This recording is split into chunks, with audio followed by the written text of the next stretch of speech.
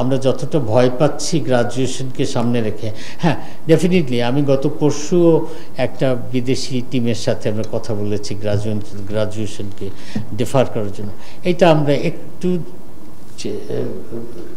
লো ভয়েসে করছি, তার কারণ হলো, কারণটা অবভিয়াস, রাজ্জাক ভাই আমার চেয়ে অনেক ভালো বলতে পারবেন কিভাবে, মানে এই ধরনের রেজলিউশনগুলো কিন্তু ইউএনজিতে পাশ হতে হয়।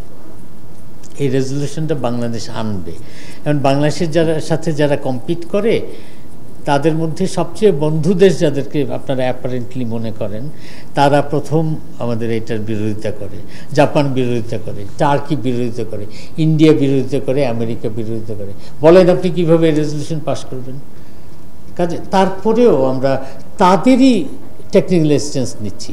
এই যে যারা যারা বিরোধিতা করছে তাদের দিক থেকে টেকনিক্যাল অ্যাসিস্ট্যান্স দেওয়ার চেষ্টা করতেছি, সো দ্যাট তারা বিরোধিতাটা না করে।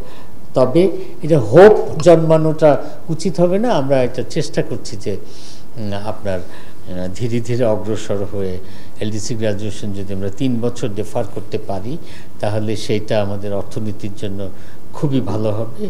আমরা কাজ করছি সেটার উপরে, এক্সপার্টদের অপিনিয়ন নিচ্ছি, তাদের এক্সপার্টাইজ নিয়ে আমরা এই ডকুমেন্টগুলো করে আমরা প্রেস করার চেষ্টা করছি।